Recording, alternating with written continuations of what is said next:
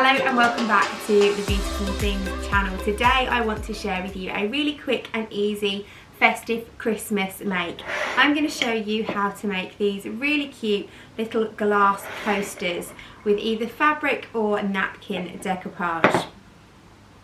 Now what you're going to need to be able to make these are some plain glass coasters. I got these in a pack of 4 from my local pound shop, and you're also going to need some Mod Podge, either some rubbing alcohol or an antiseptic cleansing wipe, a rotary cutter and a sponge applicator for your Mod Podge, and then you can use fabric or you can use Christmas napkins. The decision is yours, but the effect is very different. So let me show you the effect of both of them first of all, so you can make a decision.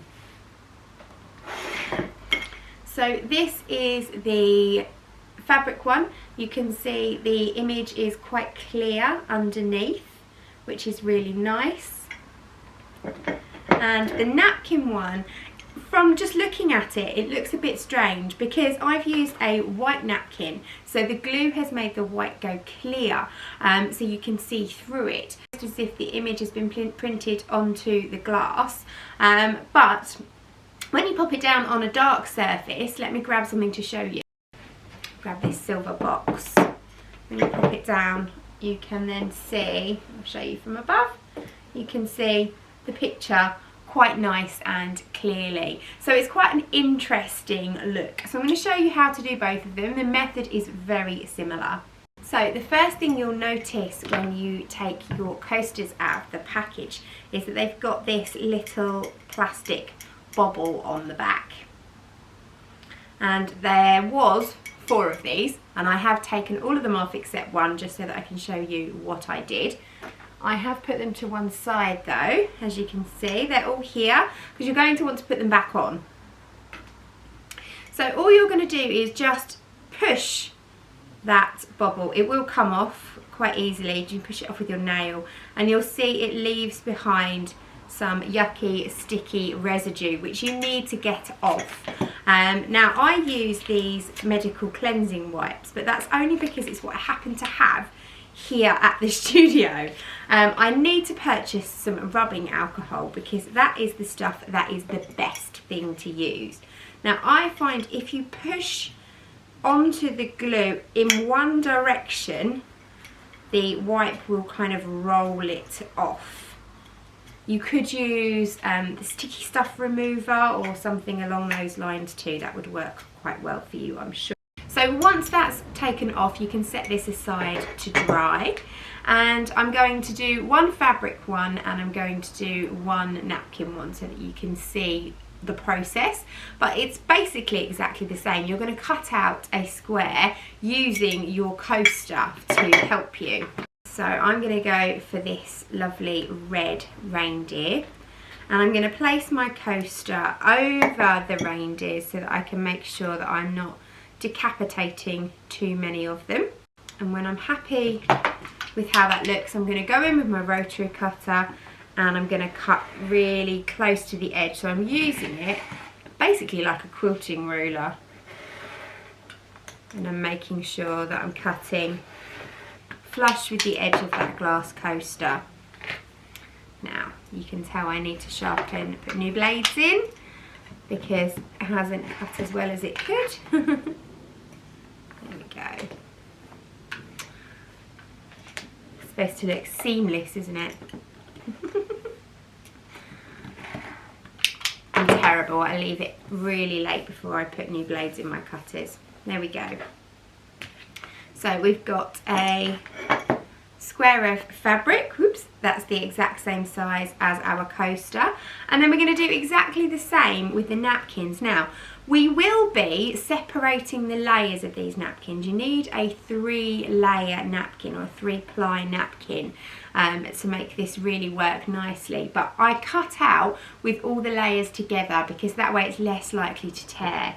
I did try this with an X-Acto knife or a scalpel, but I found it just shredded, and actually going in with the rotary cutter gave me the best effect.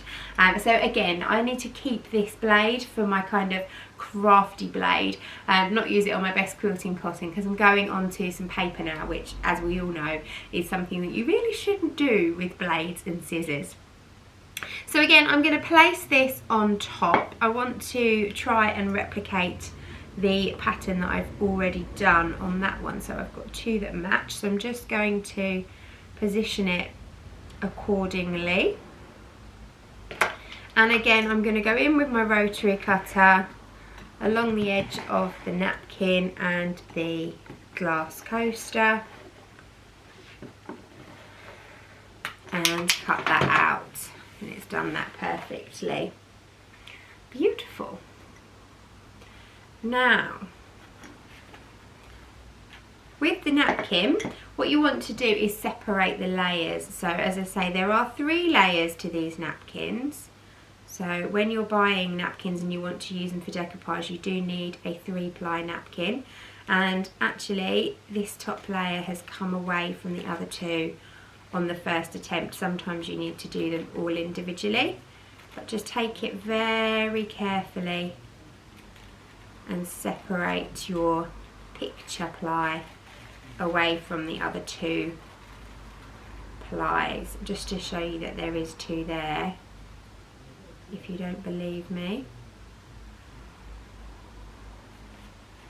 No, don't think I can prove it to you, but there is another 2 layers there. So set that all to one side, and then grab something that you're happy to glue on. I don't want to get glue on my nice cutting mats. And take your coaster, get your Mod Podge. Now you want to spread this thinly, you don't want any thick gloopy lines, so we're just going to place it onto the back of the coaster and spread it on, and then you're going to have to mind your fingers out of the way. Make sure that you've got no lumps or bumps, or that you've picked up any fluff or bits of paper, because they will show up on the right side of your coaster if you're not careful. Then you're going to very carefully lay your napkin right side down onto the glue, and you want to very gently from the centre just smooth it out. And I'm doing that so gently because it's really easy to tear, and you will get a few little creases, that's inevitable, but they kind of add to the crackly effect. And then you're going to go in again with another layer of Mod Podge, but again you need to be super gentle. I'm just kind of dabbing this on, and you can afford for it to be a bit thicker with this second layer. I'm going right to the edges, but I do just want to make sure that I've not got any big splodges of glue, because obviously they take longer to dry, and also they're going to leave you with ridges on your coaster, although this is the back so it doesn't matter quite so much. And then I like to just go a little bit along the sides just to glue down anything that might be stray. And again, be super careful because it's really easy to pick up that tissue paper and start to tear it once it gets too wet. I've got a couple of bits of the edges here that are just a little bit damaged, and I did the same on this one, but actually where you've got that kind of clear effect, it looks almost like a crackle glaze, so I quite like it, but just be really careful. Once you've done that, just set it to one side to dry, and then you're going to do exactly the same thing with your fabric, except with this the fabric is a little bit more absorbent. So in the same way as you did for the napkin, you're just going to spread the back of your coaster with the Mod Podge. Again, make sure you're getting no ridges, that you've got no thick white lumps of glue. I've got a little bit of fabric fluff stuck on there, so I need to get that off, because that's going to show. Get it nice and smooth, and then take your fabric. You need to make sure you've pressed it as well. It's no good if you've got creases in it. and place that on. Now that's much easier to smooth down. You can get all the bubbles and all the lumps out of it because you haven't got to worry about it tearing. So it is a much easier option. Get that all pressed on. And then with the Mod Podge, you're going to find it's going to soak into the fabric, so you do need quite a bit of it, and just kind of push it down into the fabric as you smooth it on.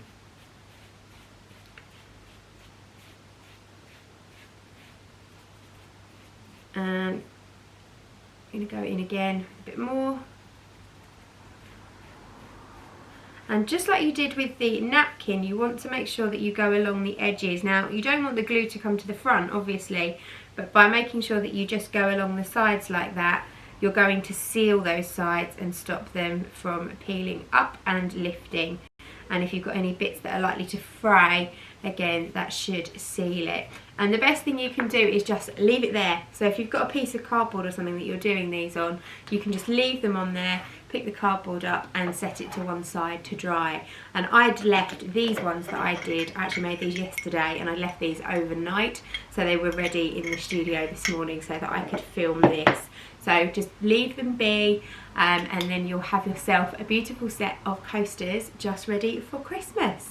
I do hope you've enjoyed this tutorial. As always, if you make anything that you see here on the channel, I'd love to see it. Please pop it on social media, either Facebook or Instagram, and do tag me. I'm ArtyFartyMac on Instagram, or you can tag Beautiful Things HQ. We would love to see your finished works of art. Thank you very much for watching. I'll see you again soon. Bye. Just one more thing I completely forgot. The little rubber bits that sit on the bottom. Once your coasters are dry, you need to stick them back on. Now, they may have kept some of their stick, which is great, and you can just push them straight back on, but that's not likely. So the best thing you can do is just grab some strong high-tack glue or PVA glue. You could use your glue gun, or you could even use super glue, but you just want to make sure that you glue the little rubber pieces back on the back so that they protect your table. Sorry about that. See you soon. Bye.